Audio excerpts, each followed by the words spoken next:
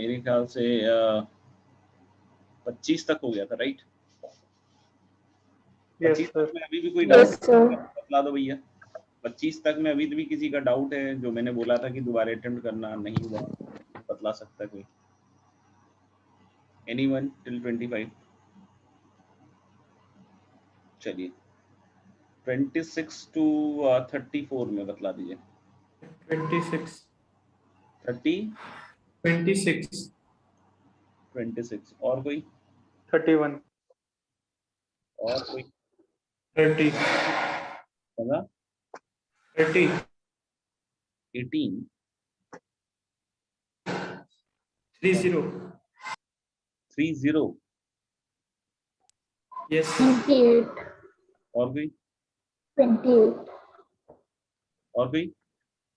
28 28 28 काफी इजी है 28। और कोई इसके अलावा? बाकी हो गया 34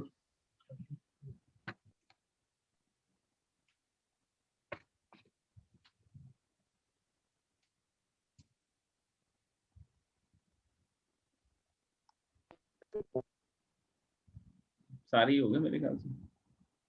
31 31 लिख दिए। 31 में चलो 31 तो लिखा ही हुआ है, फिर से लिख दो, रिवीजन भी करो।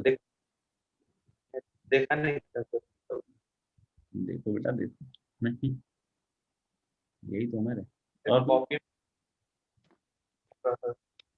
चलिए 26 देख लीजिए। 26 बोला 3 randomly chosen non-negative integers x, y and z are found to satisfy the following equation.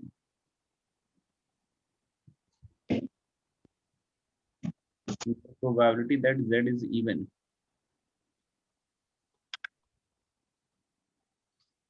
मेरे ख्याल सैंपल स्पेस तो निकल गया भैया। x plus y plus z equal to 10 बोल रहा है और नॉन नेगेटिव इंटीजर है ना,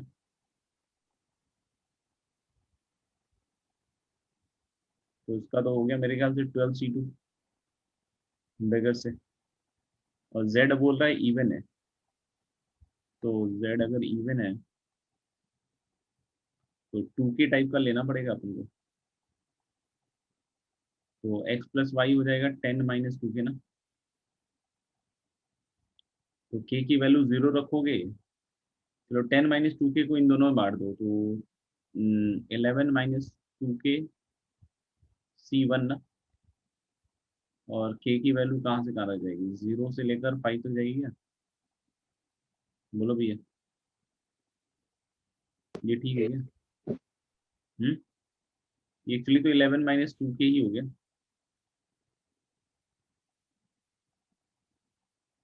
तो 11 और ये 6 टाइम्स आ रहा है, तो 66 और -2 और 0 से 5 तक का सम कितना हो गया, 5 इंटू 6/2 15 हो गया लगता है। और ये हो गया 12 इंटू 11/2 तो 66 हो गया ये भी शायद। तो 66 में से 30 गया, 36/66 कुछ ऐसा है क्या, 6/11 टाइप का कुछ? ये कुछ कैलकुलेशन एरर हो गया। 6/11 है तो सही। सी आंसर है क्या इसका? सही है। इसमें क्या है, सिंपल से सवाल है।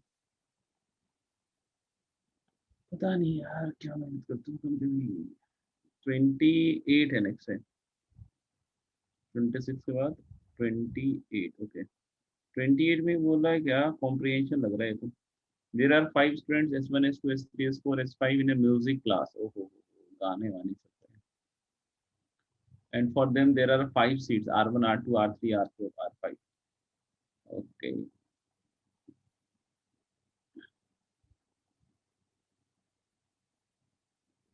RI जो सीट है वो SI को allotted initially, but on the examination date the 5। Oh no, ये धोखा हो गया भाई साहब।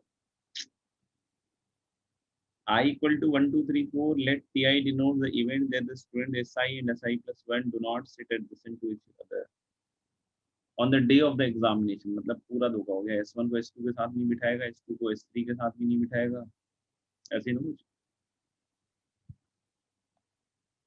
अच्छा, T1 intersection T2 intersection T3 intersection T4, मतलब S1 S2 साथ में नहीं बैठना चाहिए, S2 S3 नहीं बैठना चाहिए, S3 S4 नहीं बैठना चाहिए, और S4 S5 भी साथ में नहीं बैठना चाहिए। मेरे ख्याल से तो यही है कहानी। तो जैसे अगर हम लोग बोल रहे हैं क्या कि सीट्स हैं R1 R2 R3 R4 R5 जैसे,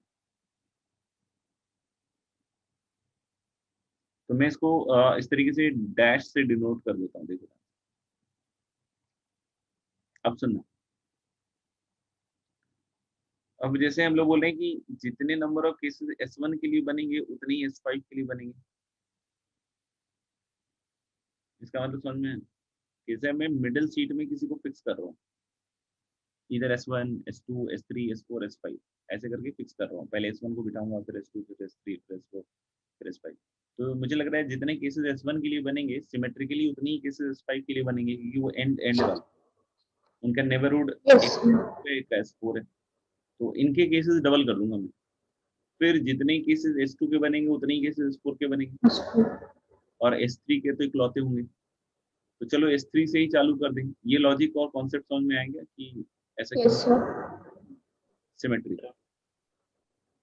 तो पहले S3 को बिठा देते हैं इधर, आजू बाजू S2 और S4 नहीं बैठ सकते, समझ रहे हो? Yes, sir. तो इन दोनों सीट्स के लिए कौन है बाजी हकदार? S1, S5. S5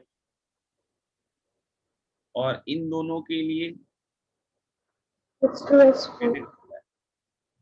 जैसे अगर मान लो S1 आपने यहाँ चिपकाया और S5 यहाँ चिपकाया, तो यहाँ तो S4 ही आना पड़ेगा और यहाँ S2 ही आना पड़ेगा। और अगर आपने S5 इधर चिपकाया और S1 इधर चिपकाया, तो S4 फिर इधर लेट लेगा और S2 इधर चला जाएगा, जैसे ही घूम जाएगा। यानी इसमें सिर्फ दो ही केसेस बनना है। तुम्हें समझ में आई ये बात? बचा? Yes, sir. तो इसमें सिर्फ दो ही केसेस बन रहे हैं। अब बोलोगे सर S4 वाला केस और S2 वाला केस, तो मैं उसका ठीक डबल कर दूंगा भाई, 4 5। जैसे S4 को यहाँ टिका दिया अपन ने, इधर हम लोग बोल रहे हैं सिर्फ और सिर्फ कौन होगा बोलो? S1 S1 और S2। S2 पक्का? Yes sir. Yes, sir. S1 इधर है, S2 इधर है, तो S3 यहाँ तो नहीं होगा ना? No sir. नहीं हो सकती. 3 के लिए एक ही सीट है, फिर S5 के लिए फिक्स होगा।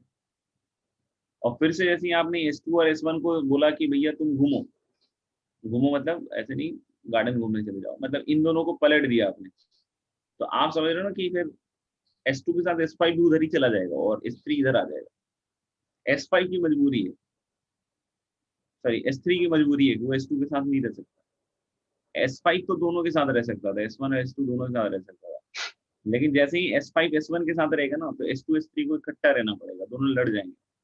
समझ रहे हो बात को? तो यानी हम लोग बोले कि इसमें हम S1 S2 को दो तरीके से इंटरचेंज मार सकते हैं, तो इसके दो तरीके और फिर S2 के भी दो तरीके, तो इसमें कितने काउंट कर लो? 4 काउंट कर। हाँ भाई समझ में आ गया? Yes, sir. अब लास्ट बचा कौन सा बोलो? S1. S1 या S5, तो उसके भी सेम केसेस होंगे। तो हमने क्या किया, थोड़ा वेट, ये बहुत जल्दी जल्दी है।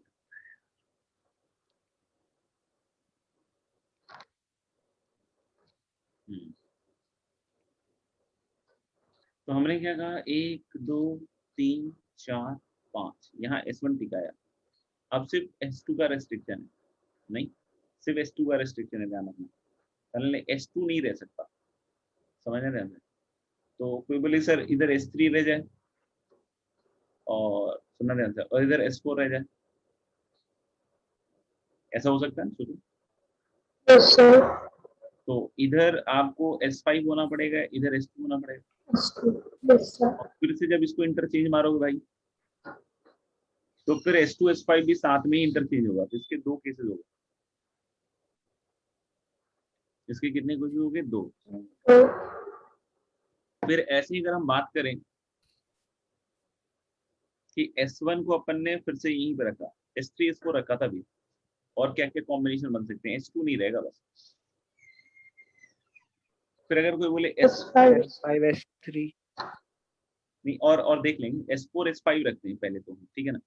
तो अब कौन कौन बचा?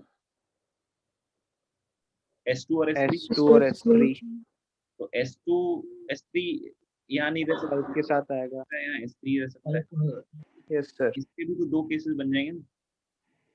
अब एक केस अभी और क्या सोच रहे थे तुम S1 के साथ? S3 और S5। Yes sir. अब बोलो इसमें बनेगा क्या?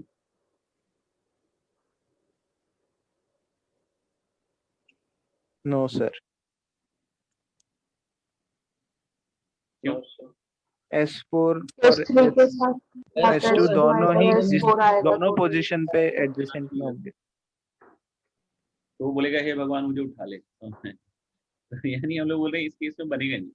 तो S1 को बीच में रख के 4 आया, तो टोटल कितना हो गया? 8 ना। 8। ठीक है, S5 वाला भी हमें डबल मारना पड़ेगा रिपीट, तो ये 14 केसेस हो गए। फिर कर लेना सैंपल।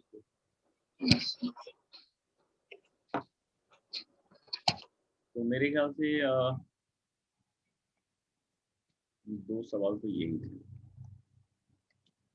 और क्या था इसके बाद? नेक्स्ट 28 के बाद था शायद 30 था, 30।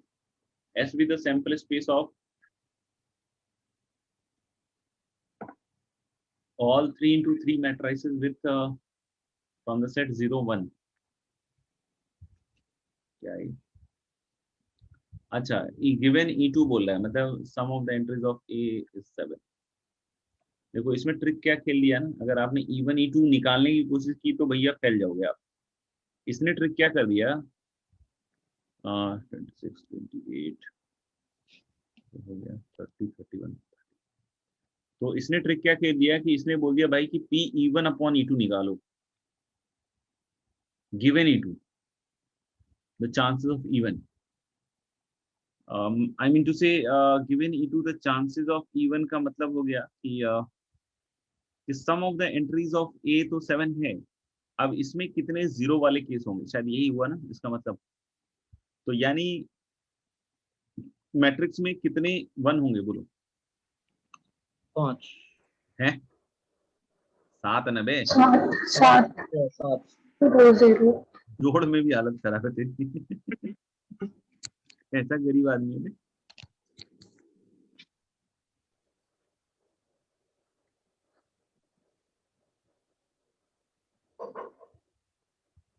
देखो इसको, तो इसकी डिटर्मिनेंट वैल्यू भी 0 हो गई। Yes sir. Yes sir. सोच लो एक यस बार। सर। लेकिन अगर मान लो 3 1 अगर कहीं रह जाए और 1 1 और 0 और फिर 1 1 0, तो इसमें भी देख सकते हो कि 2 1 ही आया। समझ में आ रहा है? मतलब 2 रो में 1 ऑक्यूपाई किया, लेकिन मान लो कि हमने यहाँ पे 0 कर दिया और इधर 1 कर दिया, तो इसकी वैल्यू नॉन जीरो हो गई। नहीं यस सर। दिख गया सर। दिख गया? तो यानी कि 2 रो में हमें 1 रखना पड़ेगा। Yes sir. समझ में आ रही है ना बात? या नहीं आ रही तो बोल दो भैया। सैंपल स्पेस कितने का बना है? E2 का, मतलब 7 1 और 2 0, तो 9 फैक्टोरियल अपॉन क्या लीजिए? 7 फैक्टोरियल। जीरोस कैसे आएंगे? तो मुझे लग रहा है कि देखो 2 रोज में अपन 1 डाल दें तो 3C2, 2 रोज में 1 डाल दिया, और फिर हम लोग बोले कि जो बचा हुआ तीसरा वाला है उसका 3 फैक्टोरियल अपॉन 2 फैक्टोरियल मतलब 3 हो गया, और इस होल का ट्वाइस। क्यों? क्योंकि जो रो में हो सकता है कॉलम में भी हो सकता है। लगता है ये 18 आ रहा है और ये 9 मतलब 36 हो रहा है क्या? Yes sir. Yes sir. Half आ रहा है क्या इसका आंसर? 1/2। हाँ सर 1.5। इसका आंसर एक्चुअल हाफ है। Yes sir. Yes sir. हम लोग डायरेक्ट कर देते हैं, हमें तो पहले से पता था, या तो हो या तो नहीं। यही तो 31 की बात कर रहे हैं। लेट ये सिंबल भी स्टैंडर्ड नोटेशन ही है नंबर ऑफ एलिमेंट्स के लिए, लेकिन वही मेंशन किया जाता है, नहीं तो मॉड समझ लोगे तो गड़बड़ा जाएगा मामला। ये क्या वाला दिया?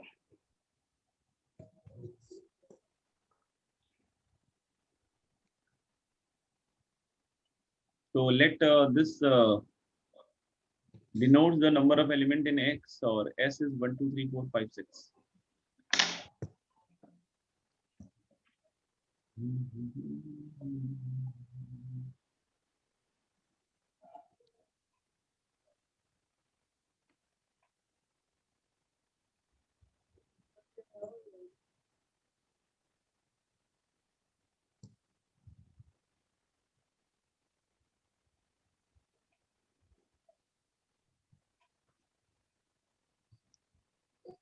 S is 1, 2, 3 one sample space where each element is equally large. If A and B are independent events associated with S, the number of ordered pair A, comma B,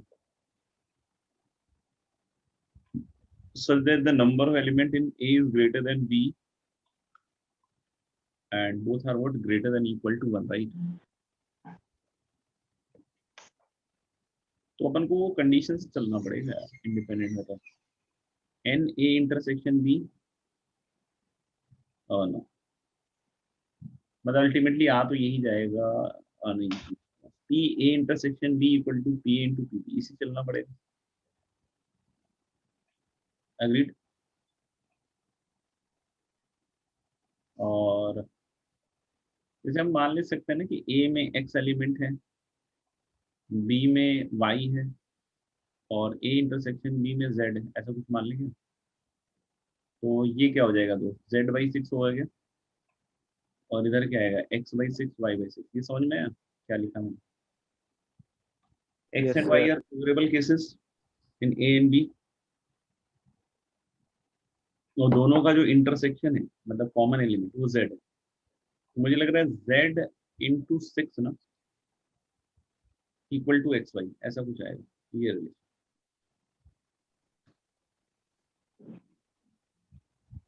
इसका क्या करें हमें देखो अब पॉइंट्स पुट करके ही देखना पड़ेगा जैसे z इक्वल टू 6 दिया आपने तो x equal to 6 and y equal to 6 इसमें मजा ही नहीं आएगा ठीक है x तो बड़ा है ना x is greater then y number of element in Yes, a is sir. Greater than b yes sir ये केस तो नहीं हुआ z अगर 5 है तो x y हो गया मेरे भाई 30 सही है ना और x और y दोनों की मैक्सिमम वैल्यू 6 ही है तो x को 6 होना पड़ेगा y को 5 होना पड़ेगा सोचो एक बार z अगर हम लोग बोल रहे हैं कि 6 5 के बाद 4 हो गया तो 24 हो जाएगा एक्स वाई तो x 6 और y 4 ही होगा और कोई केस हो सकता है कि 24 का प्रोडक्ट 6 से बड़ा नहीं लेना बस ये 12 और 2 मत लेना No, sir. z 3 का 18 हुआ ना तो x 9 नहीं रखेगा 6 और y 3 3. चल भाई स्लाइड में सीधा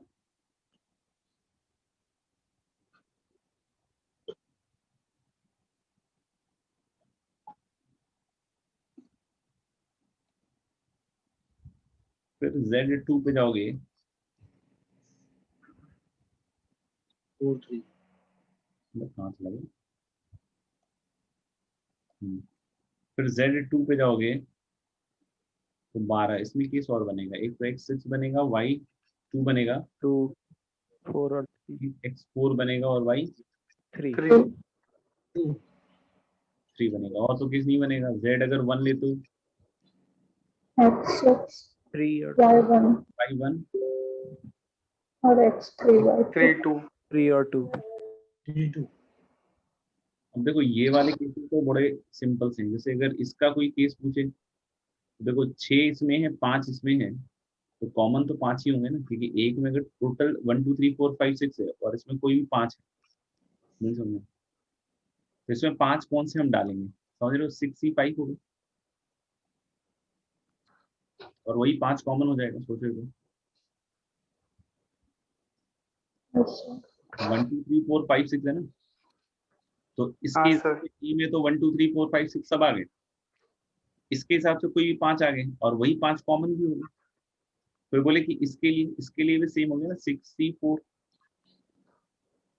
6 तो 6 पूरे के पूरे ले लो 1 2 3 4 5 6 इसमें अब 6 में से कोई भी 4 ले लो और वही 4 कॉमन भी हो जाएंगे और ये देखो 6 3 3 उसके अगला वाला 6c2 और उसके अगला वाला 6c1। तो ये तो दोस्त हो गया 2 की पावर 6 माइनस 2। ठीक है, इसमें दो चीजें गायब है, 6c0 गायब है और 6c6 गायब है। तो ये तो अलग से हो गए। अब इनकी बात करते हैं, x4 एंड y3। और ये ध्यान रखना, इसमें दो कॉमन एलिमेंट आएंगे। तो मैंने क्या कहा कि 6 में से कोई भी 4 उठा लो,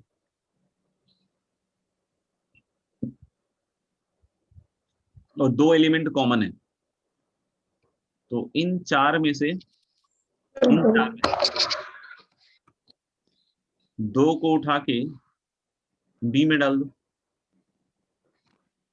6 में से पहले 4 उठा लिया, उन 4 में से कोई दो हमने बी में डाल दिया। तो दो कॉमन तो हो गए, लेकिन एक और चाहिए। एक किससे है?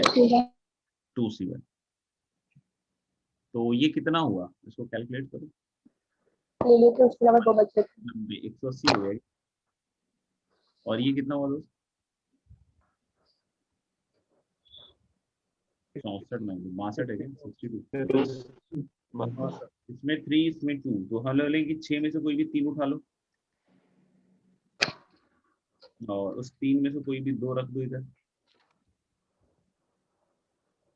है, ये क्या कर दिया, 3 में से 1 रख दिया इधर, कॉमन हो गया एक। और फिर हम लोग बोल रहे हैं क्या कि ये बचे हुए 3 में से बात करेंगे ना, जो यस सर। उसमें एक और लेना पड़ेगा ना। देखो यार, पता नहीं आ रहा है, नहीं आ रहा, एक बार चेक करके बताओ, उसको जोड़ दो, या कहीं कुछ एरर हो गया तो बताओ।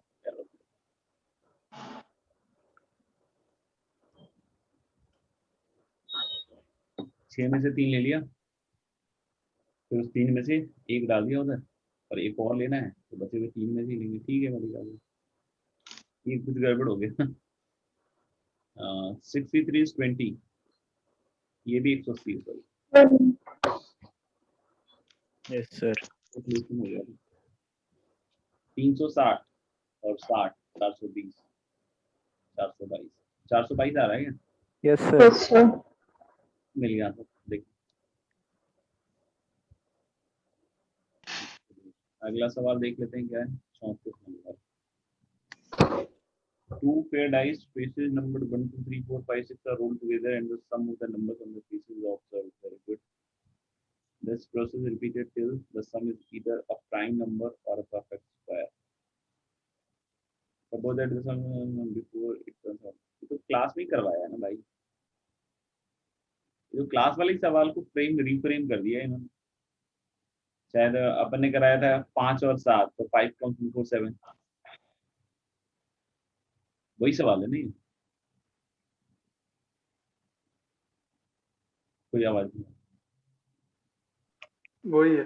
हाँ सर। Yes sir. ये भी नहीं कर पाता। Yes sir. क्लास में करवाया है, उसी को एडवांस में थोड़ा मॉडिफाई कर दिया, वही होगा, वैसे ही होगा। कर लो यार, मेहनत कर लो भाई, जिंदगी बहुत छोटी है, मेहनत करते रहो। फिर क्या, एक्सरसाइज 5 में 4 तक हो गया था शायद, इसमें बाकी पूरा ही है क्या? 20 तक। एक क्वेश्चन नहीं हुआ। 5, 6, 7 पूछना है किसी को? 6 तक। 5, 6, 7 सर 7 का सी।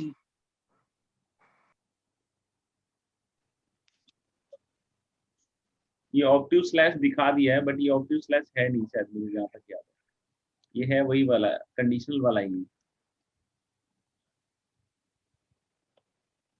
अगर आपने, जैसे मैंने क्लास में बताया था कि इसका मतलब होता है P E intersection F bar.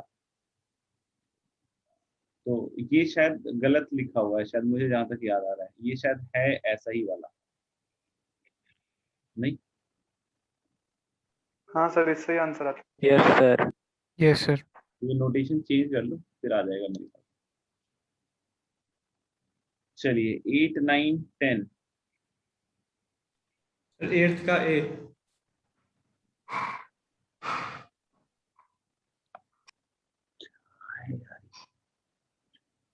Three coins are tossed once. Two of them at least must land the same way. No matter whether they land head to head, the third two is equally likely to land either the same way or the opposite. So the all the 3 points land the same way is a half.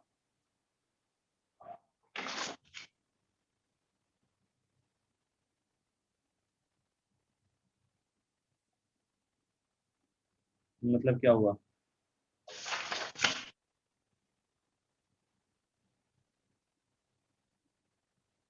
कम से कम 2 same way में आएंगे, ऐसा क्यों?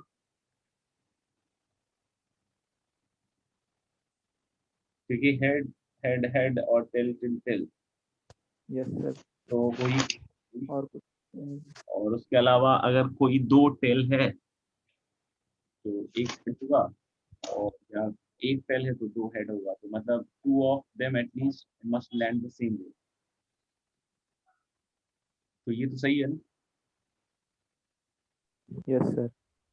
No matter whether they land tail heads or tails, third coin is equally likely to land either the same way or the opposite.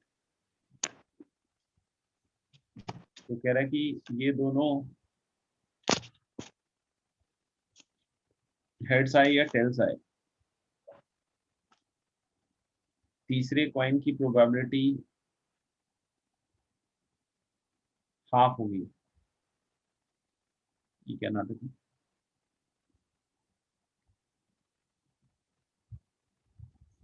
दो जो हैं वो दोनों के दोनों हेड आए या दोनों के दोनों टेल आए ना, ऐसे ही बोला ना?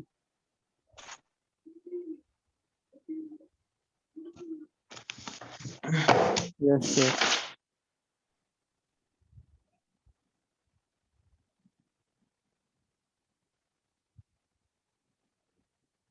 ये सही थोड़ी है, मतलब सही है क्या? ये तो नहीं पता। हाफ नहीं आए वैसे। हाँ मतलब क्योंकि हाफ ऑफ दोनों मतलब थर्ड कॉइन का अगर ओपोज सेम होना होगा तो उसमें हाफ हाफ प्रोबेबिलिटी लगेगा। तो दोनों तीनों अगर तीनों को साथ में टॉस करे तो हाफ इंटू हाफ जाएगा ना। half into half. गलत है सर ऑप्शन पहला। गलत है ना, क्योंकि गिवन बोल रहा है ना कि गिवन 2 जो है हेड हो, तीसरा भी हेड हो जाए, ऐसा ही कुछ बोल रहा है ना। हाँ हाँ सर। हाँ, तो इसलिए गलत है ना, कि उसका भी तो कैलकुलेट करना पड़ेगा ना गिवन वाले का। Yes, हाँ sir. सर। ऐसे ऐसे भी इसका आंसर 1/8 टाइप का, 2/8, 1/4 टाइप का आना चाहिए। 1/4. 1/4 हाँ सर। 4 आएगा. हाँ सर 1/4 है। तो ऐसे भी गलत है। और पे एक है 8 9 10।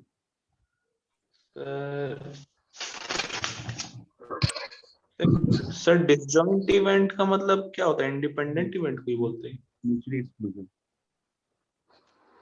Mutually exclusive। म्यूचुअली एक्सक्लूसिव को ही डिसजॉइंट कहते हैं। Okay sir. सर एक 11th में डाउट था। 11 से पहले 11 में बोला boy has collection of blue marbles and green marbles.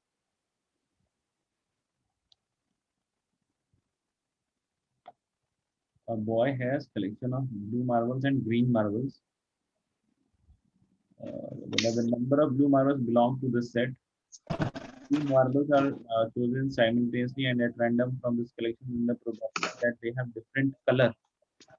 इनका कलर ही डिफरेंट है। तो देखो हम ब्लू मार्बल बी मान लेते हैं और जी मान लेते हैं ग्रीन मार्बल। तो इससे हम कितने निकाल रहे हैं मार्बल? 2, तो बी प्लस जी C2। हाँ सर। और अब क्या कहता है मेरा भाई? डिफरेंट कलर, तो BC1 GC1 होगा शायद। डिफरेंट कलर के लिए तो यही होगा, यस सर। हाफ दिया हाँ होगा सर। शायद। सही है हाँ सर। हाँ सर। क्या कि आ गया सर समझ। आगे समझ आ गया समझ में सर। कर लोगे? हाँ सर कर लेंगे सर। तो ये आ जाएगा B plus G into B plus G -1/2 आ जाएगा। बी प्लस हाँ सर हो जाएगा। इधर भी आ जाएगा। तो हमें कौन सा मार्बल निकालना है? Blue blue. वाला निकालना है। ग्रीन में क्वाड्रेटिक बना लो, हाँ और ग्रीन का जो क्वाड्रेटिक होगा उसका डिस्क्रिमिनेंट तो परफेक्ट स्क्वायर मिनिमम होना ही पड़ेगा। हाँ सर। क्यों? हाँ सर। ग्रीन मार्बल्स तो इंटीजर होंगे ना, तो उसके हिसाब से हाँ ब्लू सर, मार्बल का आप भाई ऑप्शन चेक कर लीजिए। ठीक है सर, निकाल। हाँ, और इनफैक्ट इसमें से चेक मत कीजिएगा जो ओरिजिनल सेट दिया हुआ है, 4 ऑप्शन दिए ना, 2 3 6 10, इससे चेक कर लीजिए, यस सर। क्योंकि आंसर भी नहीं मारना है। और कोई 20 तक है तो बताएं।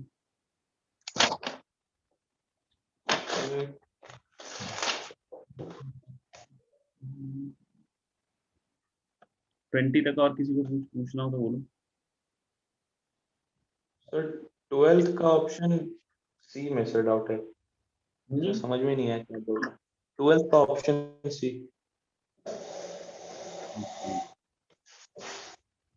सी में बस नोटेशन है और तो क्या नहीं सर, समझ में नहीं आया, आप बता दिए, हम ट्राई है, करेंगे। नोटेशन है, वही बतला रहा हूँ, नोटेशन है। ये बोला P A is greater than और less than P A upon B according as.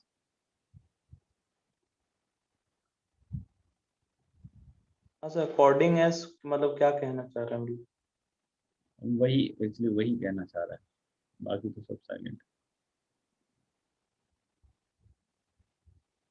मतलब अगर P A upon B complement is greater than P A, yes तो सर। इसका आंसर होगा P A is greater than P A upon B. ठीक है sir, अब कर लेंगे, ट्राई कर लेंगे। ये बोल रहा है कि पी ए जो होगा हम्म, वो पी ए अपॉन बी से या तो बड़ा होगा या छोटा होगा, ये साइन का मतलब ये है, ठीक है ना। ये वो इमोजी वाला साइन नहीं सोच लेना कि वो गले लगाने के लिए। तो हालांकि कि पी ए अगर यहाँ ग्रेटर देन है तो इसका मतलब यहाँ जो पी ए अपॉन क्या लिखा था, तो गायब हो गया, P A upon B complement था ना यहाँ पे दोस्त। हाँ सर। Yes, sir. हाँ सर, बी कॉम्प्लीमेंट है, बी कॉम्प्लीमेंट। हाँ, तो मतलब इधर ग्रेटर होगा तो इधर भी ग्रेटर होगा साइन, और उधर अगर लेस देन वाला आएगा तो इधर भी लेस देन वाला आएगा, बस इतना ही। तो कोई नहीं, एक ठीक है पकड़ लो सर। कोई भी, P A upon B complement greater than P A पकड़ के चल लो, और उधर प्रूफ कर दो फिर उससे कि P A is greater than P A by B, हो जाता है। ठीक है सर। ठीक है, हाँ सर। चलो और कोई 20 तक है तो बताओ जल्दी। टिल 20। 90, कौन सा? 90, 19 तो सीधा ही है, probability of n heads in 2n tosses, 2n factorial upon n factorial, 2n सी है ना।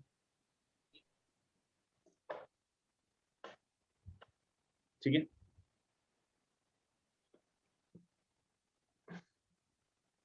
बढ़े फिर आगे, ये और कुछ है जल्दी बताओ।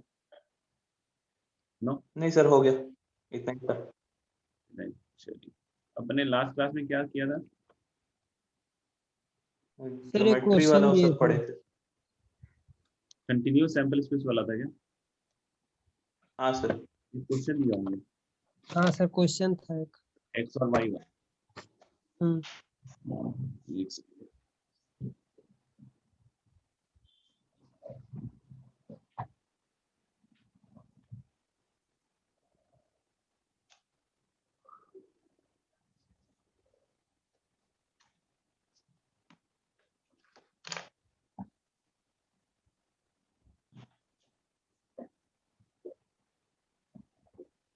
तो मेरे ख्याल सवाल क्या था एक्स और वाई वाला, कि दो टाउन से शायद, और उनके बीच की दूरी शायद दी हुई है 4 किलोमीटर, और कोई ए है जो इधर से 4 किलोमीटर प्रति घंटा की स्पीड से चल रहा है, और ये बी जो है इधर से सेम स्पीड से ऑन द वे, ठीक है ना। और ये भी चालू करता है शायद 1 PM से कितना 4 PM के बीच में ना,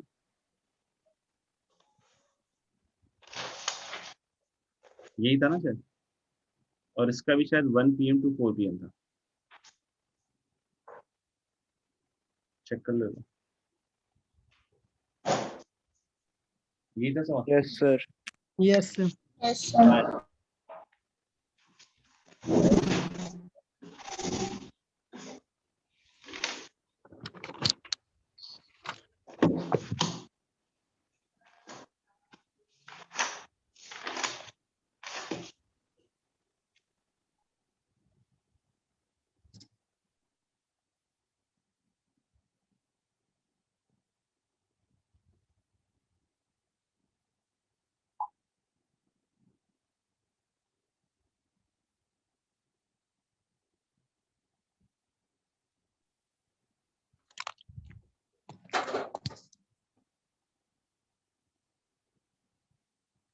कुछ भी नहीं है, ये किया ही नहीं।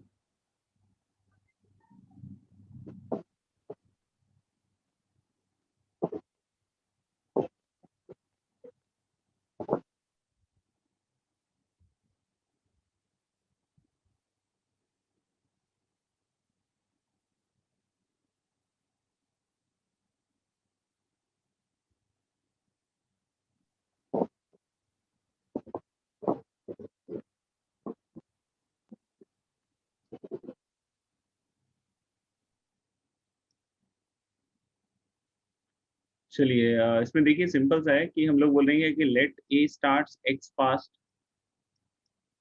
सिंपल सा है, मतलब कुछ खास नहीं है। लेट ए स्टार्ट्स एक्स पास्ट 1 PM, यही मानेंगे और क्या मानेंगे। एक्स पास्ट 1 PM मतलब हो सकता हो 1 PM से चालू हो जाए तो एक्स की वैल्यू 0 हो जाएगी, और 4 PM से चालू हुआ तो एक्स की वैल्यू बोलो 3। नहीं, ऐसे ही हम बोलेंगे कि let B starts y past 1 PM।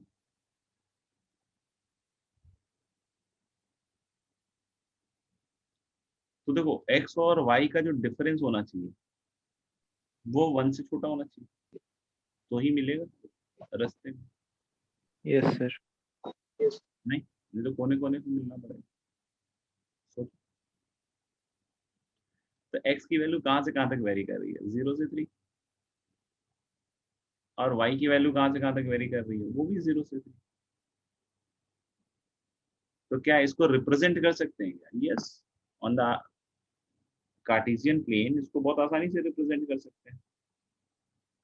थोड़ा बैठ के इसके साथ इन सब सवालों के साथ समय बिताओ यार, दिमाग खुलेगा, नहीं तो क्या है, ऐसे ही रह जाओगे। तो देखिए x और y 0 से 3, तो ये पॉइंट 3,3 पकड़ लिया मैंने। तो इसका जो भी कोई पॉइंट लेते हो इस वाले रीजन का, वो सब तो सैंपल स्पेस ही हुआ ना दोस्त, नहीं हुआ?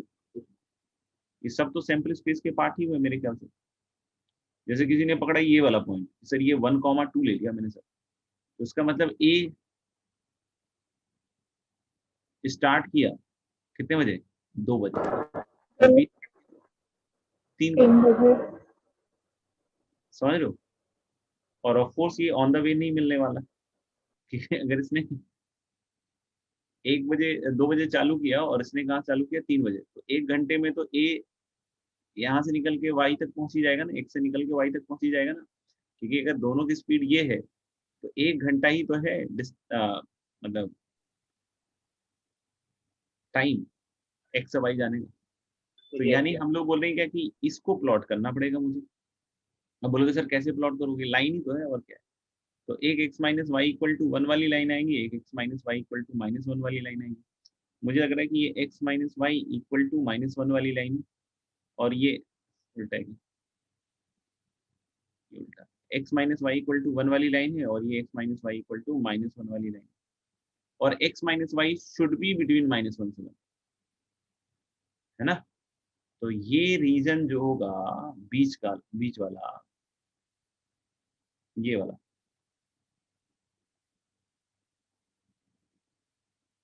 यही होगा ना। समझ रहे हो क्या होगा ये फेवरेट, सोचो एक बार।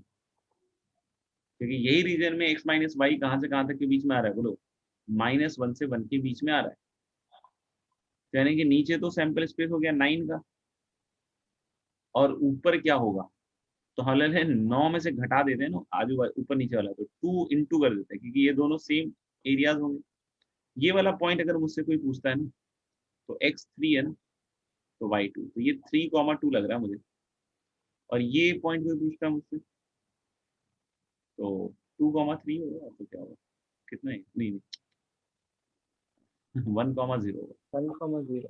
हाँ 1,0, तो ये लेंथ 2 हो गया, ये लेंथ भी 2 हो गया, तो हाफ इंटू 2 तो इसका एरिया तो 2 हो गया ना, और 2 इंटू 2 4, मेरे ख्याल से 5/9, तो ऑड्स इन फेवर पूछा है सर, ऑड्स इन फेवर पूछा ना भाई, तो प्रोबेबिलिटी तो 5/9 हो गया, ऑड्स इन फेवर हो गया 5, फेवरेबल अपॉन नॉट फेवरेबल, मेरे ख्याल से यही पूछा था, ऑड्स इन फेवर। देख लो, फिर भी कोई नहीं समझ में आया पार्ट तो बताओ।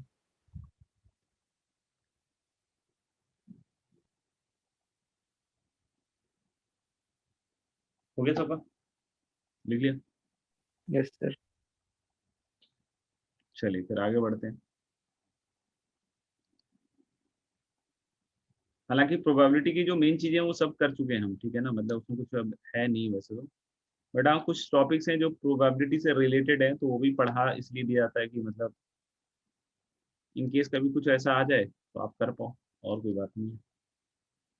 जैसे एक हमने लास्ट क्लास में देखा था कंटिन्यूअस सैंपल स्पेस, जो कि कहीं ना कहीं प्रोबेबिलिटी से रिलेट कर रहा था और इजी टाइप की चीज थी, अब तो बोल सकता है नहीं सर इतना भी नहीं था, खैर जो भी था, तो हम लोगों ने क्या कि उस तरह की चीज रिलेट करती है तो आने की आ सकती है, ठीक है ना। ऐसा ही एक और चीज हम आज देखने वाले थे, बोलोगे सर क्या,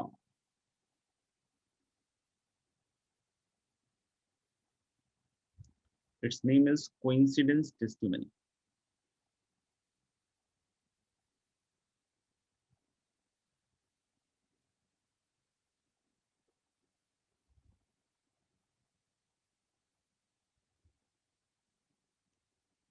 टाइम ज्यादा लगेगा, coincidence testimony.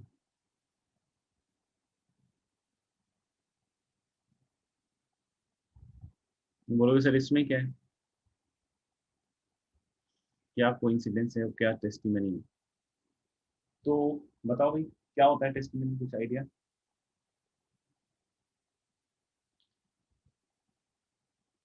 Anyone has any idea about testimony. गवाह। गवाह, खुदा गवाह,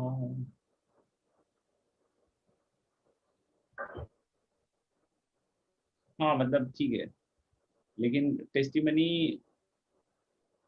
स्टेटमेंट टाइप की चीज ही हुई ना, गवाह को मतलब हो गया विटनेस, जो बोल रहा है उसको अपन टेस्टिमनी बोल सकते हैं, स्टेटमेंट गिवन बाय एनी गवाह, फॉर्मल स्टेटमेंट। यस, स्टेटमेंट ही हुआ है एक तरीके से टेस्टिमनी। और कोइंसिडेंस का मतलब कि शायद एक से ज्यादा गवाह होंगे और उनकी जो टेस्टिमनी होगी वो कोइंसाइड की होगी, मतलब या तो उसके स्टेटमेंट्स कैसे होंगे, कोइंसाइड की होंगी, समझ में आएंगे। तो वैसे तो देखो एलिमेंट्री लेवल पे इस तरह की चीज आई तो आप आराम से कर भी लोगे, ऐसा कोई इशू नहीं है, हाँ लेकिन थोड़ा हायर लेवल का आगे तो मुश्किल हो सकता है, राइट, और रिलेट करता है इसलिए पढ़ाया जा रहा है, ठीक है, तो ध्यान से सुनते रहिएगा। एलिमेंट्री लेवल आप खुद से भी कर सकते हो, मतलब वो हो जाएगा, लेकिन थोड़ा सा अगर हायर गया तो फिर आपको थोड़ा सा नॉलेज की जरूरत पड़ जाएगी। तो मेरे ख्याल से ये स्टेटमेंट क्लियर है कि क्या बोला जा रहा है, टेस्टिमनी स्टेटमेंट, और कोइंसिडेंस का मतलब जो भी गवाह या जो भी विटनेसेस टेस्टिमनी दे रहे हैं वो क्या कर रहा है, कोइंसाइड कर रहा है, समझ में आएगा। तो पूरे चैप्टर में यही सब चीजें अब चलेंगी, मतलब पूरे टॉपिक में यही सारी चीजें चलेंगी, समझ में आएगा। तो हम लोग बोलेंगे कि there are two independent witnesses,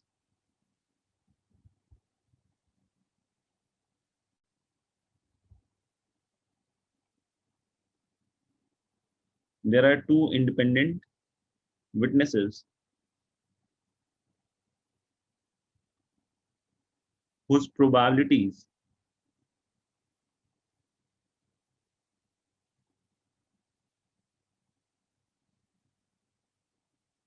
of speaking truth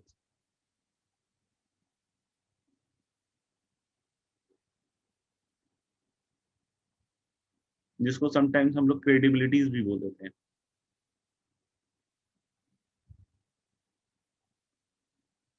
Two independent witnesses whose probabilities of speaking truth, that is credibilities, are P1 and P2.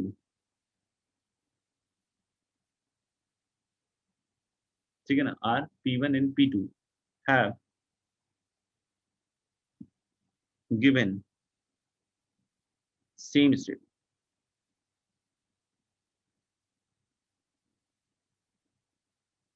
इस स्टेटमेंट को मैं ब्रैकेट में इवेंट लिख रहा हूँ क्योंकि आगे चल के बहुत सारे बच्चे कंफ्यूज होते रहते हैं कि इवेंट कुछ और है, स्टेटमेंट कुछ और है। बट मैं यहाँ पे क्लियर कर देता हूँ कि जो भी ये दोनों स्टेटमेंट दे रहे हैं वही इवेंट है। समझ में आएगा?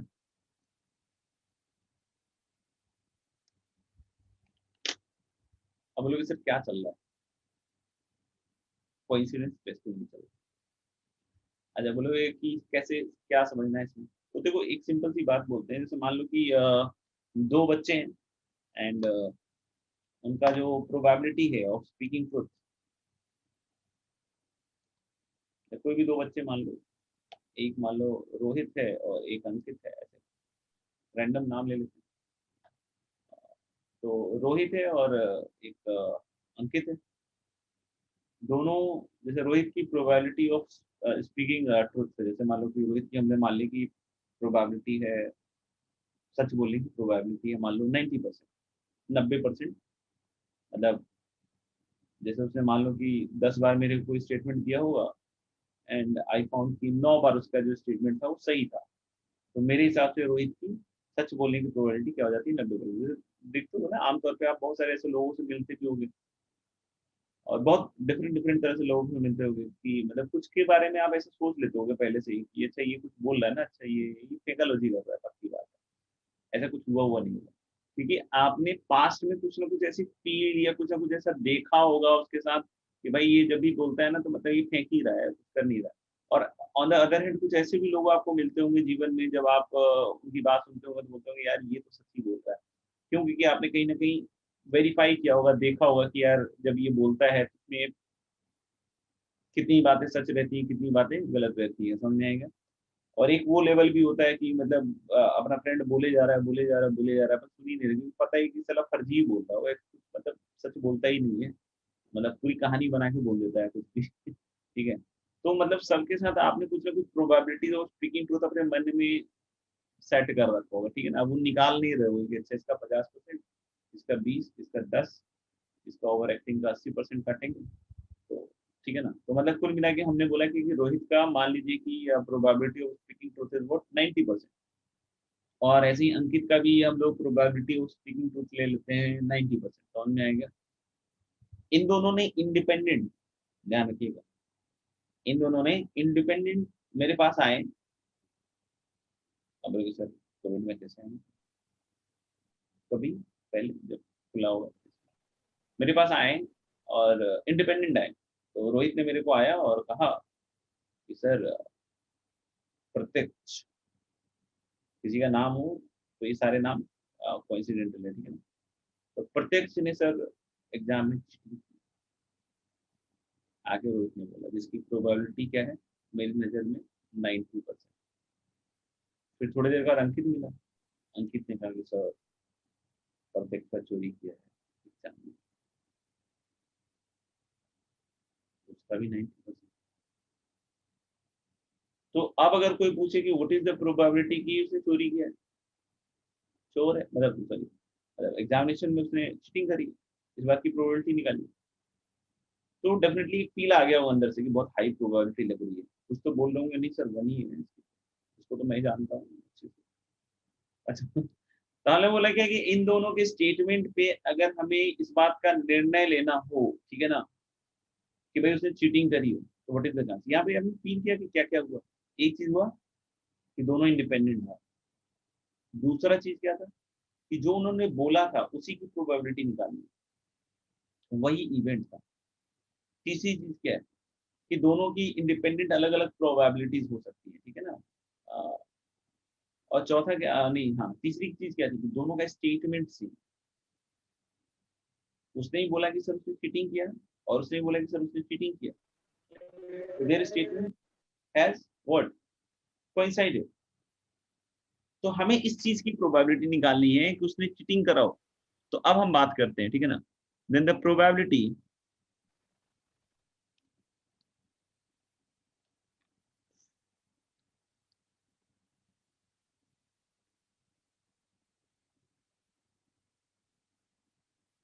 ये क्लियर है। Two independent witnesses whose probability of speaking truth and that is credibilities are P1 and P2 have given the same statement। तो अब हम क्या कैलकुलेट करने वाले हैं दोस्त? probability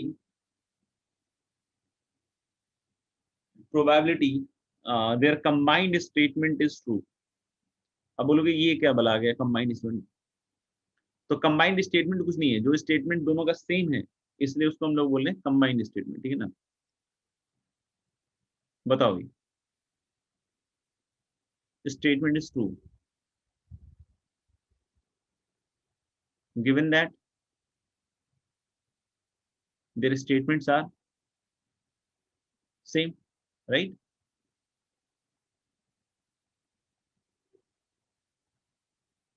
बोलो दोस्त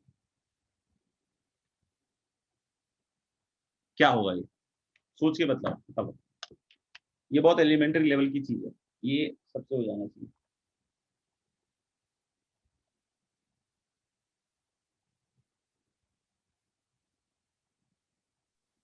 दोनों का ट्रुथ का प्रोबेबिलिटी का प्रोडक्ट।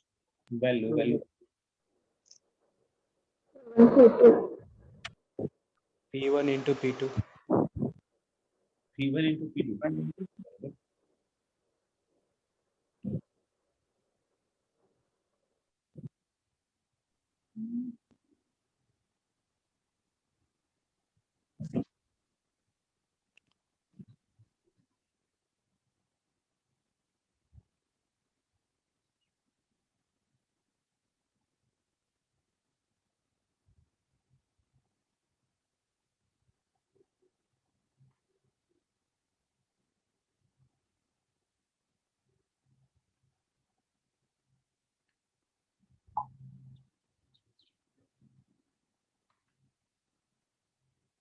बोलो भाई।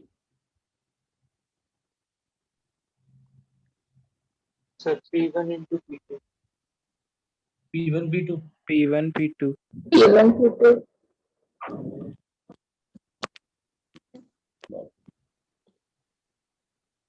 और भी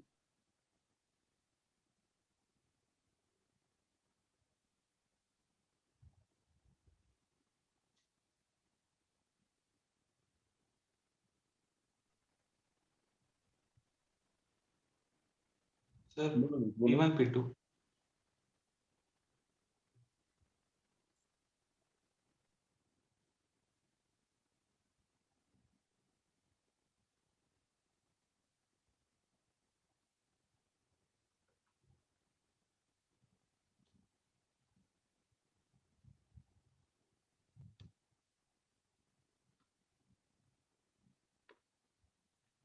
सबका P1 P2 या किसी का कुछ डिफरेंट है?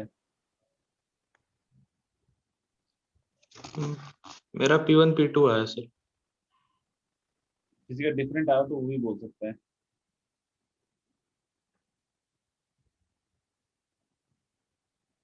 No one.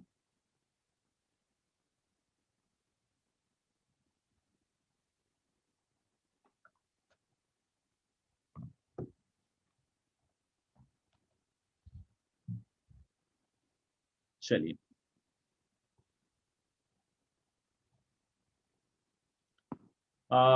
तो सबसे पहले आपको को समझना पड़ेगा कि देयर स्टेटमेंट्स आर सेम। तो पहली चीज ये समझिए कि दोनों के मुंह खोलने से पहले चार बातें हो सकती थी।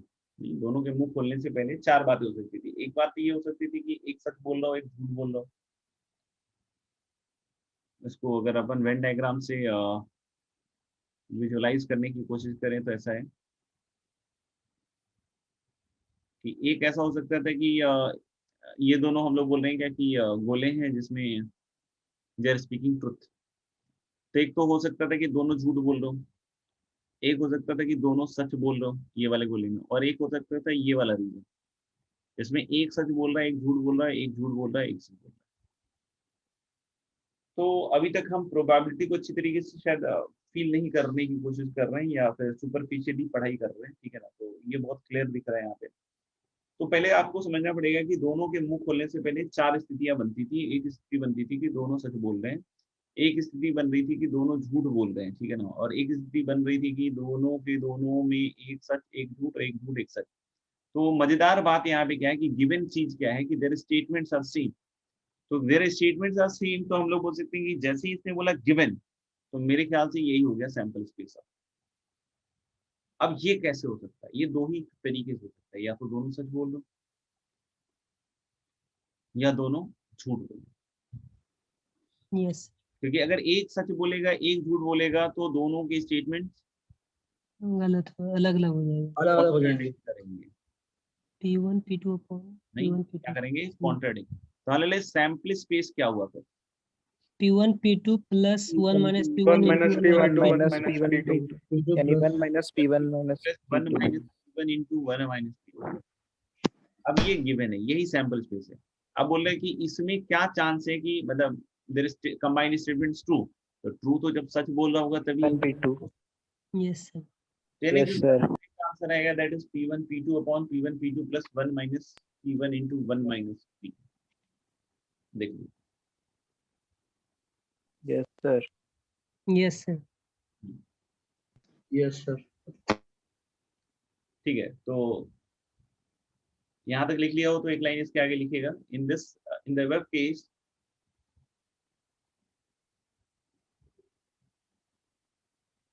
in the above case we have no knowledge of the event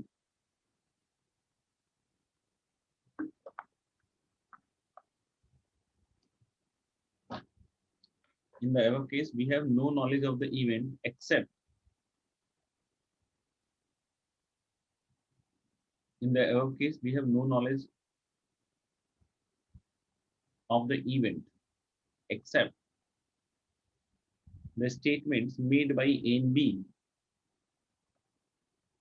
except the statements made by A and B no except the statement made by the two independent witnesses। तो आप यहाँ लिख लो two independent witnesses A and B। In the above case, we have no knowledge of the event except the statements made by A and B। समझ में आया क्या हुआ? यहाँ Yes, पे sir. ये जिस हाँ, इवेंट के बारे में बोल रहे हैं ना उसके बारे में मुझे नहीं पता। जैसे अभी अंकित ने बोला कि प्रत्यक्ष ने चीटिंग करी, रोहित ने बोला कि प्रत्यक्ष ने चीटिंग करी, समझ में आएगा। और दोनों की 90% प्रोबेबिलिटी मैंने ले रखी है, तो उसके हिसाब से देखो कितनी हाई चांस है कि इसने चीटिंग करी है। 81/82 समझ लो। मतलब प्रत्यक्ष ने चीटिंग की है, इस बात की प्रोबेबिलिटी या इस बात का मुझे पता ही नहीं था। जैसे ये भी तो एक इवेंट है ना जो उसने रिपोर्ट करा, जो उन्होंने बोला ना, जो उनका कंबाइंड स्टेटमेंट है, वो भी तो एक इवेंट है। उसकी अगर मान लो प्रोबेबिलिटी पता हो, अभी नहीं पता मुझे, तो मेरे लिए हिसाब से आंसर तो ये है। लेकिन अगर उसकी प्रोबेबिलिटी पता होगी तो उसको एक्नॉलेज करना पड़ेगा। जैसे मान लो कि मैं प्रत्यक्ष को पहले से जानता हूँ, क्योंकि इस केस में जो भी प्रोबेबिलिटी निकल रही है सबसे पहले तो ये समझना पड़ेगा कि उनकी स्टेटमेंट्स में बन रही है। लेकिन मान लो उस इवेंट का मुझे पता हो, जैसे मान लो कि दो लोगों ने आया और मेरे को बोल दिया कि फलानी जगह आग लगी है, दूसरा भी आया उन्होंने फलानी जगह आग लगी है, और मुझे पता है कि वो जो फलानी जगह है वहाँ आग लग ही नहीं सकती। अब बोलेगा सर क्यों? वहाँ कुछ है ही नहीं जो जल सके, खाली एकदम, ठीक है। तो मेरे हिसाब से तो 0% था वहां पे। जैसे अभी मान लो कि मुझे प्रत्यक्ष के बारे में पता है कि प्रत्यक्ष बड़ा शरीफ बच्चा है जी, नहीं कभी चीटिंग नहीं किया उसने आज तक जीवन में। मतलब अगर कोई ऐसा बच्चा हो तो मतलब कोइंसिडेंटल, उसने आज तक कभी चीटिंग नहीं करी साहब। तो इन दोनों के बातों में अगर मैं आ गया तो भाई 81/82 है, और उस बच्चे की बात करूँ तो 0% दिख रहा है। यानी कहीं ना कहीं अगर मुझे उसकी प्रोबेबिलिटी पता है तो मुझे उसको अकाउंट में लेना पड़ेगा, समझ लो, मुझे उसको अकाउंट में लेना पड़ेगा। बोलोगे सर वो कैसे लोगे आप अकाउंट में? वही मैं बतलाने की कोशिश कर रहा हूँ, समझ में आएगा। तो हम लोगों ने क्या लिखा अभी इसके बाद एक line, in the above cases we have no knowledge of the event except the statements made by A and B, ऐसे कुछ लिखा, यस सर। Yes, sir. लिखा गया, क्या सर? उसके अलावा भी और कुछ लिखा गया नहीं ना, नहीं सर। नहीं. लिखना, नहीं sir. but if P denotes, इसके आगे लिखना, but if P denotes the chances of the event, if P denotes the chances of the event, then फिर से यही चीज लिख रहा हूँ, probability that their combined statement is true given that their statements are same। अब सुनना, खेल अभी भी वही है, रिश्ता वही, सोच नहीं, ध्यान से देखना। तो देखो अब मुझे उसकी प्रोबेबिलिटी पता है, तो उसकी प्रोबेबिलिटी कितनी है, स्मॉल पी या जो भी है, ये वाला पी नहीं लिखना, तो स्मॉल पी ले लेना, ठीक है ना। तो स्मॉल पी है, ठीक है ना। तो जब दोनों सच बोल रहे होंगे मेरे भाई, तो वो इवेंट हुआ होगा ना, जिस इवेंट की बारे में बात कर रहे हैं, क्योंकि जो बोला है वही स्टेटमेंट ही इवेंट है, ध्यान रखना इस चीज का। जैसे दोनों ने बोला है चोरी की है, ये चोरी की ही स्टेटमेंट है। अब कोई सोचे कि सर चोरी की ही नहीं थी, इन्होंने बोल दिया चोरी की है, वो सब हमको दिमाग में नहीं लाना है। हमारे लिए स्टेटमेंट ही इवेंट है, बस ये ध्यान रखना। जब भी कोई कंफ्यूजन आए, इस वाक्य को फिर से याद कर लेना, स्टेटमेंट ही इवेंट है। तो इनका जो स्टेटमेंट था, जैसे दोनों ने बोला चोरी की है, चोरी की है, तो अब मुझे पता है कि प्रत्यक्ष की चीटिंग करने की क्या प्रोबेबिलिटी, क्योंकि दोनों का स्टेटमेंट क्या था, प्रत्यक्ष ने चीटिंग की है, उसने बोला प्रत्यक्ष ने चीटिंग की है। तो दोनों की समझ में आ रहा है, प्रोबेबिलिटीज के बारे में हमें पता चल रहा है, मतलब दोनों का स्टेटमेंट सेम है, तो वही स्टेटमेंट ही इवेंट है, तो उसकी प्रोबेबिलिटी मुझे पता है। तो जब दोनों सच बोल रहे होंगे तो ऐसा किया होगा ना उसने, जब दोनों सच बोल रहे होंगे तो ऐसा हुआ होगा, किया होगा उसने प्रत्यक्ष। या फिर अगर दोनों झूठ बोल रहे होंगे तो ऐसा नहीं किया होगा। तो नहीं किया होगा तो मतलब प्रोबेबिलिटी क्या होगी, 1 - p। और ट्रुथ की प्रोबेबिलिटी निकालनी है, तो ऊपर तो यही लिखना पड़ेगा ना, P1 P2। P1 P2। नहीं, अब देखो ये शानदार तरीके से काम करेगा। P0 है, P0 है, तो देखो आंसर 0 आ गया। और मान लो कि कोई बोले कि नहीं नहीं सर, ये लोग कुछ भी बोलते रहे, प्रत्यक्ष नहीं, मतलब मेरे मन में ऐसे ये पहले से प्रत्यक्ष के बारे में कि नहीं नहीं ये तो पक्का हो गया एग्जाम में चीटिंग करके आएगा। तो ऑफकोर्स मेरी नज़र में P1 है, और इनकी प्रोबेबिलिटी मेरे दिमाग में 90% थी, तो उसके हिसाब से तो आंसर मेरा 81/82 आ रहा था, बट मेरी निगाह में तो एक्चुअली 1 था। तो अब देखो वो भी आ रहा है। जैसे ही हमने बोला है कि मुझे पहले से पता था कि वो चीटिंग किए बिना मान ही नहीं सकता है, तो आप देख रहे हो ना, P1 हो गया। तो P1 हो गया तो यही दोनों बचेगा, ये वाला पार्ट तो साफ हो गया ना, क्योंकि 1 - P 0 ले जाएगा। और आप एक इंटरेस्टिंग चीज देखेंगे, जो ऊपर वाला फॉर्मूला है वो P = ½ के लिए, सोचो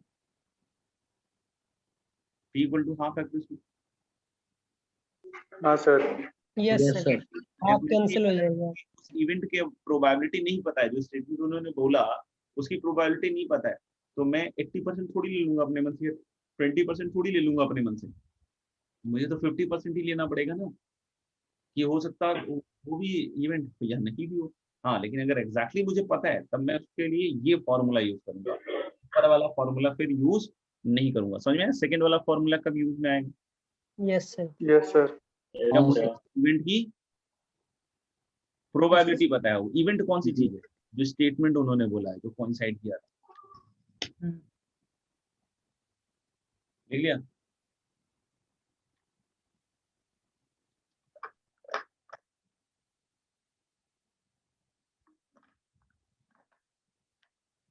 लिख लिया हो तो फिर अगली लाइन लिखना। Yes sir. अच्छा, अभी तक समझिएगा एक चीज, स्टेटमेंट हर बार कोइंसाइड कर रहा है, पहले तो ये हमेशा दिमाग में रखिएगा, और स्टेटमेंट ही इवेंट है। सच बोलने का बस एक ही तरीका होता है, लेकिन झूठ बोलने के कई तरीके। अभी जो हमने लिखा है सारा फॉर्मूला, वो हमने ये मानते हुए लिखा है कि झूठ बोलने का भी एक ही तरीका है। बट अगर क्वेश्चन में ऐसी जानकारी उपलब्ध है जिसमें झूठ बोलने के तरीके निकल के आ सकते हैं, तो फिर ये भी नहीं चलेगा फॉर्मूला, फिर फॉर्मूला बदलेगा। तो अब एक लाइन और हो जाएगी। In the above case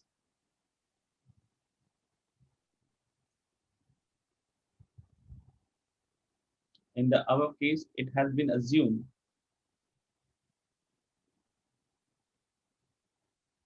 in the above case it has been assumed in the above case it has been assumed that if the witnesses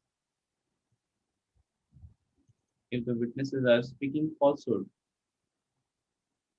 in the above case it has been assumed that if the witnesses are speaking falsehood, falsehood, Robin Hood मत दीजिए। In the above case it has been assumed that if the क्या लिखा है मैंने, in the above case it has been assumed that if the witnesses speak falsehood,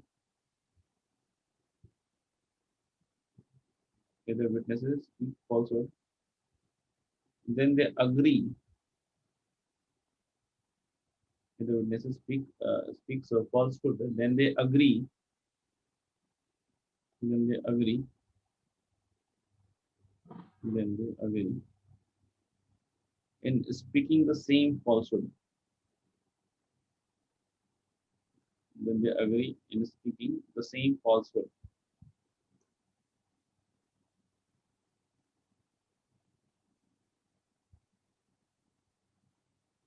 Speaking the same falsehood. But if this is not the case, the agreeing speaking the same falsehood. But if this is not the case,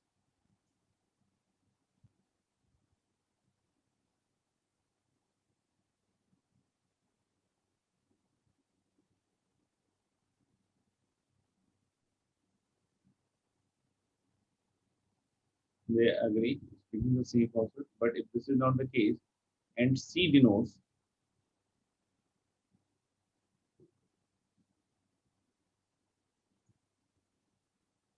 and C denotes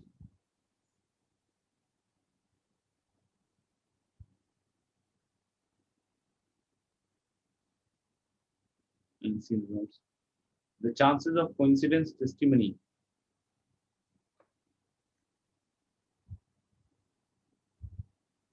sir denotes के बाद ये and if C denotes the chances of coincidence testimony.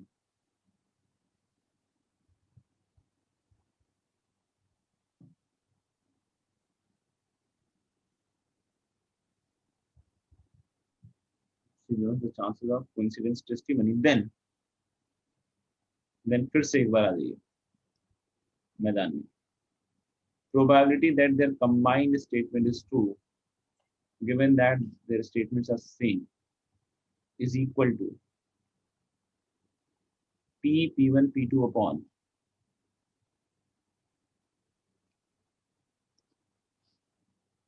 upon P P1 P2 plus 1 minus P 1 minus P1 1 minus P2 into C.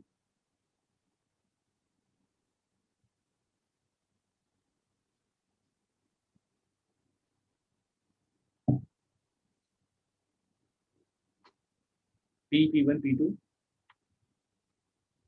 upon P P1 P2 plus 1 minus P 1 minus P1 1 minus P2 into C.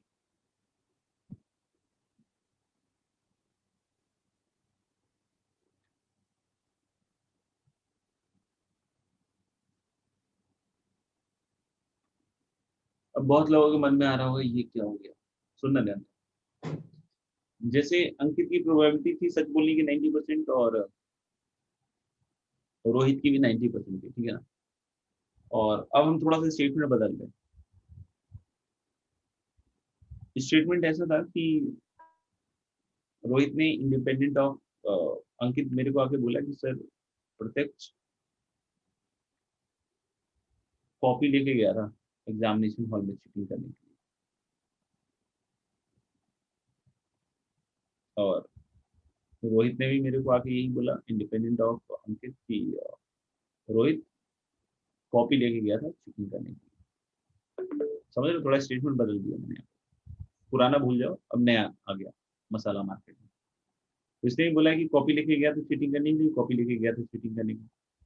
अब मुझे पता है अगर इस बात की probability की copy लेके गया हो चीटिंग करने के लिए, जो कुछ भी है, ठीक है ना, उसकी प्रोबेबिलिटी पी है। तो देखो P1 P2 तो सही है, कोई दिक्कत ही नहीं, क्योंकि सच बोल रहे हैं तो दोनों एक तरह का सच है। लेकिन मान लो झूठ बोलने के ऑप्शन होते हैं, ऐसा नहीं कि सवाल में अपने मन से बनाने लगे, अच्छा ये वाला ये वाला ये वाला ये वाला, खुद से नहीं बनाना। क्वेश्चन को पढ़ के इंटरप्रेट करना पड़ेगा कि क्या इसमें झूठ बोलने के ऑप्शन दिख रहे हैं क्या मुझे, फिर उसके हिसाब से ही बात होगी। तो मान लो कि क्वेश्चन में ऐसा कुछ था कि मान लो कि जैसे अगर मान लो ये झूठ है स्टेटमेंट, सच है तो ठीक है, कॉपी लेके गया। मान लो झूठ है कि कॉपी लेके गया चीटिंग करने के लिए, हो सकता हो कि मोबाइल लेके गया, हो सकता हो एक दोस्त बढ़िया सेट कर लिया हो कि भाई तुम बढ़िया पढ़ के जाना, तू मेरे को छपवा देना।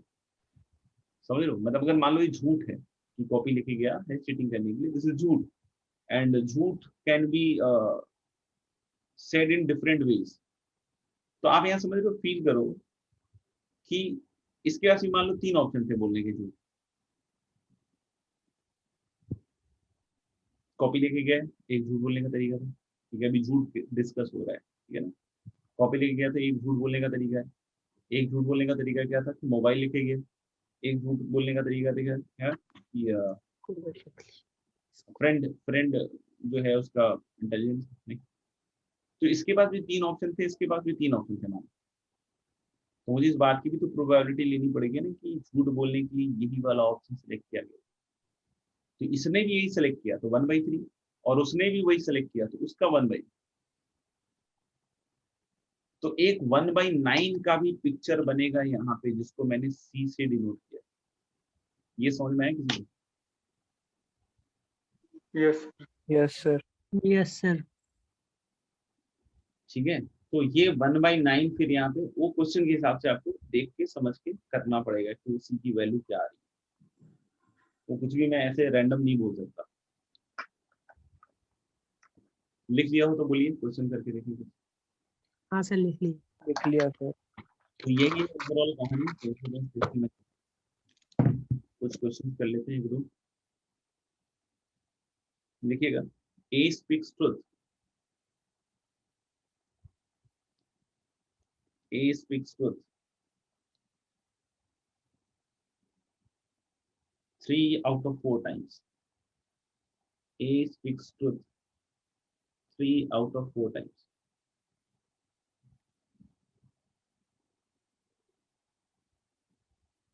And B 4 out of 7 times. Sorry. And B 5 out of 6 times. Sorry. A speaks truth 3 out of 4 times. B 5 out of 6 times. What is the probability?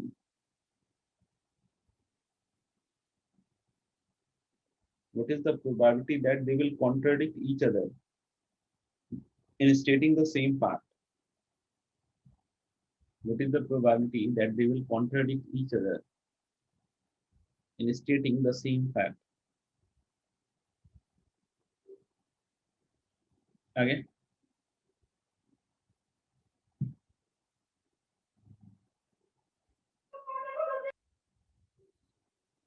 Eight by 24. 1/3.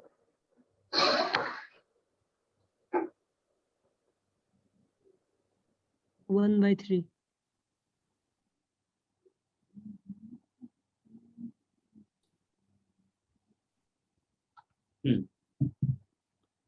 तो देख सकते हो कि ए के सच बोलने की प्रोबेबिलिटी है 3/4 और बी के है 5/6। तो if they are contradicting each other, तो डेफिनेटली एक सच बोल रहा होगा तो एक झूठ बोलेगा, और प्लस दूसरा झूठ बोल रहा है, दूसरा सच बोल रहा है तो पहला झूठ बोलेगा। And this is going to be 24 in the denominator और ऊपर 8 आ रहा है, तो दिस इज 1/3। क्लियर है? अगला सवाल।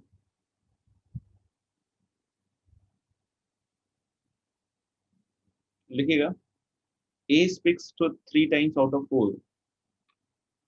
A speaks truth 3 times out of 4 and B 7 times out of 10. A speaks truth 3 times out of 4 and B 7 times out of 10. A speaks truth 3 times out of 4 and B 7 times out of 10. They both assert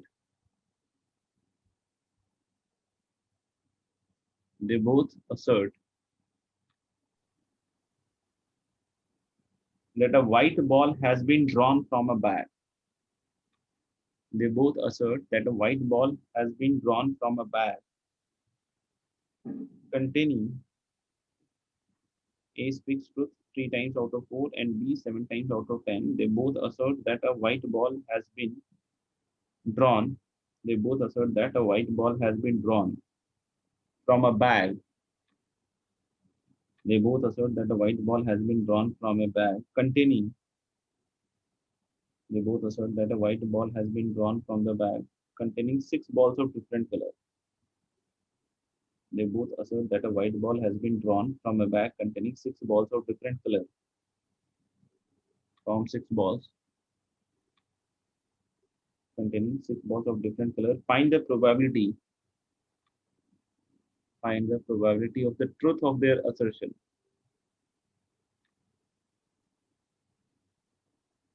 They both assert that a white ball has been drawn from a bag containing 6 balls of different color. Find the probability of the truth of their assertion. ठीक है, इसको कीजिएगा, फिर अपन अगली class में मिलते हैं. अगली class I think last class होगी. तो मेरे ख्याल से 1 2 का 4 हो चुका है. हाँ 1 2 4 नहीं, यस सर 5 भी ऑलमोस्ट हो गया. सिर्फ एक ही सवाल बाकी है, राइट? Yes, sir. तो Three अपन बचा है. 5 6 लिख लें और 5 का जो एक सवाल बाकी है वो कर लीजिएगा. और एक्सरसाइज 3 में कहाँ तक हो गया था? 17. 17. और उसमें सवाल कितने थे?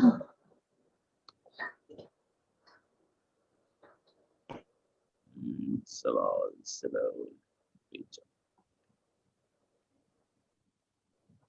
53. 83 53. 53. 53. तो 53 सवाल हैं और हमने किए हैं 17. तो इसमें कर लो आप. अभी मीन डेविएशन और उस तरह की चीजें है ना, उसको छोड़ देना बस, क्योंकि वही अगली क्लास में बाकी है बस. तो कर लो 30 तक कर लो, मतलब जो कहाँ से कहाँ तक है 17 तक हो गया ना. तो 18 to 30 कर लो 30. ठीक है जी.